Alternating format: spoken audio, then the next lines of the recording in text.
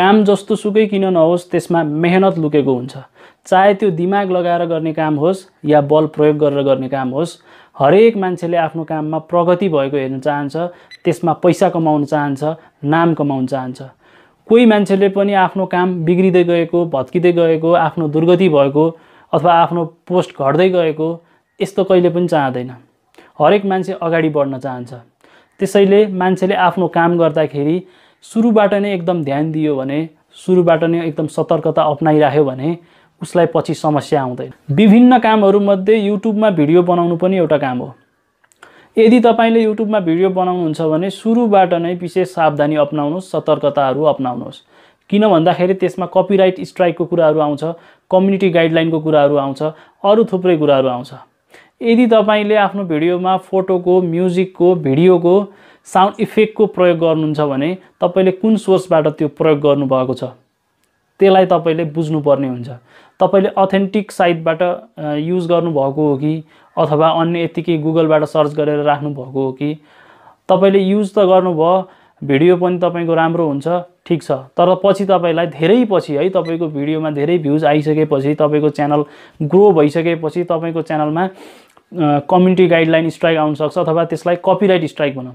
तपाईको च्यानलमा copyright strike आउन सक्छ र त्यति बेला तपाईको च्यानल डिलिट पनि हुन सक्छ अथवा तपाईको कन्टेन्ट रिमुभ गरिदिन सक्छ। तपाईलाई केही सजाय जस्तो कि तपाईले भिडियो पब्लिश गर्न नपाउने सर्टेन टाइमसम्मको लागि त्यस्तो सजायहरू युट्युबले दिन सक्छ। अन्य सजायहरू पनि हुन सक्छन् र त्यस्तो अवस्था नआओस् भन्नको लागि तपाईले सुरुबाटै एकदम सचेत भएर काम गर्नुपर्ने हुन्छ। जस्तो कि तपाईले म्युजिक कतैबाट डाउनलोड गर्दै हुनुहुन्छ भने अथेन्टिक वेबसाइटबाट डाउनलोड गर्नुहोस्। फोटो डाउनलोड गर्दै हुनुहुन्छ भने अथेन्टिक वेबसाइटबाट गर्न सक्नुहुन्छ। त्यस्तै गरेर भिडियो क्लिपलाई पनि अथेन्टिक वेबसाइटबाट तपाईले डाउनलोड गर्न सक्नुहुन्छ। जहाँ पाइ त्यहीबाट डाउनलोड गर्नुभयो भने तपाईलाई भोलि बिहान कपिराइट स्ट्राइक आउन सक्छ। एकचोटि सोच्नुहोस् त तपाईले भिडियो बनाउनको लागि कति मेहनत गर्नुहुन्छ। सुरुमा रेकर्डिङ गर्नुहुन्छ, त्यसपछि एडिट गर्नुहुन्छ, त्यसपछि थम्बनेल बनाउनुहुन्छ, डिस्क्रिप्सनहरू लेख्नुहुन्छ, त्यसपछि तपाईले पब्लिश गर्नुहुन्छ, शेयर गर्नुहुन्छ। धेरै मेहनत तपाईको लागेको हुन्छ। त्यसैले सुरुबाटै भिडियो बनाउँदाखेरि एकदम सावधानीका साथ बनाउनुहोस्, सचेत बनेर बनाउनुहोस्, कपिराइट मटेरियलहरूको प्रयोग नगर्नुहोस्, एकदम अथेन्टिक वेबसाइटहरूबाट मात्र प्रयोग गर्नुहोस्। तपाईले निर्धक्क आफ्नो काम अगाडि बढाउँदै जान सक्नुहुन्छ र तपाई पछि सक्सेस पनि हुनुहुन्छ। तपाईलाई कसैले रोक्न सक्दैन। आजको भिडियोमा मैले तपाईहरुलाई एकदम अथेन्टिक वेबसाइट वा सोर्सको जानकारी दिन गइरहेको छु, जहाँबाट तपाईले फ्रीमा फोटो, साउन्ड इफेक्ट, म्युजिक वा भिडियो क्लिपलाई डाउनलोड गर्न सक्नुहुनेछ र आफ्नो भिडियोमा निर्धक्कका साथ प्रयोग गर्न सक्नुहुनेछ। नमस्कार साथीहरु, म हुँ विकास। आजको विषयवस्तुतर्फ लागौं। आउनुहोस् सुरु गरौँ। यदि तपाईले आफ्नो YouTube भिडियोको लागि फ्री साउन्ड इफेक्ट चाहनुहुन्छ अथवा फ्री म्युजिक चाहनुहुन्छ भने YouTubeको आफ्नै अडियो लाइब्रेरी छ, त्यहाँबाट लिन सक्नुहुन्छ। त्यहाँ जानको लागि तपाईले कुनै पनि वेब ब्राउजरमा जानुहोस् र टाइप गर्नुहोस् YouTube अडियो लाइब्रेरी भनेर। यहाँ अथाह साउन्ड इफेक्टहरू छन्, अथाह फ्री म्युजिकहरू छन्, एकदम राम्रो म्युजिकहरू छन्। तपाई अन्त कतै जानु पर्दैन फ्री म्युजिकको लागि, फ्री साउन्ड इफेक्टको लागि। यही YouTube अडियो लाइब्रेरीबाट तपाईले निर्धक्क साथ अडियो डाउनलोड गर्नुहोस् अथवा साउन्ड इफेक्ट डाउनलोड गर्नुहोस् र आफ्नो भिडियोको लागि प्रयोग गर्नुहोस्। अर्को सोर्स पनि छ जहाँबाट तपाईले फ्री म्युजिक डाउनलोड गर्न सक्नुहुन्छ र आफ्नो YouTube भिडियोको लागि प्रयोग गर्न सक्नुहुन्छ। त्यो एउटा YouTube च्यानल नै रहेको छ। तपाईले YouTubeमा सर्च गर्नुहोस् NCS भनेर, नो कपिराइट साउन्ड्स, र यो च्यानलबाट तपाईले सम्पूर्ण जतिसुकै म्युजिकहरू यहाँ छन्, जुनसुकैलाई तपाईले आफ्नो YouTube च्यानलको लागि, आफ्नो भिडियोको लागि प्रयोग गर्न सक्नुहुन्छ। यदि तपाईले यो च्यानलबाट कुनै म्युजिक आफ्नो भिडियोको लागि युज गर्नुहुन्छ भने यसको क्रेडिट चाहिँ दिन नभुल्नु होला। डिस्क्रिप्सनमा यो च्यानलको अबाउट सेक्सनमा पनि तपाईले देख्न सक्नुहुन्छ।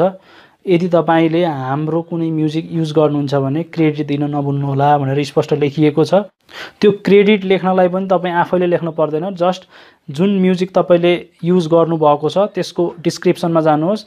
त्यही तपाईले क्रेडिट कसरी लेख्ने, के लेख्ने भन्ने कुरा त्यही हुन्छ। जस्ट तपाईले त्यहाँबाट कपी पेस्ट गरिदिँदा हुन्छ। यदि तपाईले YouTube अडियो लाइब्रेरीबाट अडियो प्रयोग गर्नुहुन्छ, म्युजिक प्रयोग गर्नुहुन्छ, साउन्ड इफेक्ट प्रयोग गर्नुहुन्छ भने त्यसको लागि क्रेडिट दिनु पर्दैन। कुनैमा क्रेडिट दिनु पर्छ होला, तर धेरै जस्तोमा क्रेडिट दिनु पर्दैन। तपाईले साउन्ड इफेक्टमा क्लिक गर्नुहोस् र त्यहाँ it is free to use भनेर लेखेको छ भने तपाईले क्रेडिट दिनु पर्दैन। तर त्यहाँ क्रेडिट दिनुपर्छ भनेर लेखेको आयो भने चाहिँ तपाईले क्रेडिट दिनुपर्छ है। फ्री फोटो र भिडियोको लागि मैले एउटै वेबसाइटको नाम भन्न चाहे, pixel.com। यो वेबसाइटबाट तपाईले फ्रीमा फोटो र भिडियो प्रयोग गर्न सक्नुहुन्छ, कुनै क्रेडिट दिनु पर्दैन। हुन त अरु वेबसाइटहरु पनि छन् फ्री फोटो र भिडियोको लागि, तर मैले यही रिकमेन्ड गरिरहेको छु। यही एउटै वेबसाइट काफी छ तपाईलाई फ्री फोटो र भिडियोको लागि। थुप्रै भिडियो क्लिपहरु तपाईले यहाँ प्राप्त गर्नुहुन्छ र थुप्रै फोटोहरु पनि छन्। तपाईले पिक्सेल फोटो भनेर सर्च गर्नुभयो भने तपाई सिधै पिक्सेलको फोटो लाइब्रेरीमा पुग्नुहुन्छ भने, तपाईले पिक्सेल भिडियो भनेर सर्च गर्नुभयो भने तपाई पिक्सेलको भिडियो लाइब्रेरीमा पुग्नुहुन्छ। यदि भिडियो उपयोगी लागेको भए भिडियोलाई लाइक गर्नु होला र अरु साथीहरुलाई पनि शेयर गरिदिनु होला। यदि च्यानलमा नयाँ हुनुहुन्छ भने च्यानललाई सब्स्क्राइब गरेर आडीको नोटिफिकेसन बेललाई पनि अन राख्नु होला, किन भन्दाखेरि मैले च्यानलमा यस्तै भिडियोहरु ल्याइराखेको हुन्छु। केही जिज्ञासा एवं प्रतिक्रियाहरु छन् भने निर्धक्क तल कमेन्ट बक्समा कमेन्ट गरी मलाई जानकारी गराउन सक्नुहुनेछ। त्यसको जवाब सकेसम्म दिने प्रयास गर्नेछु। अहिलेलाई छुट्ने अनुमति चाहन्छु। हजुरहरुको दिन शुभ रहोस्। जय नेपाल।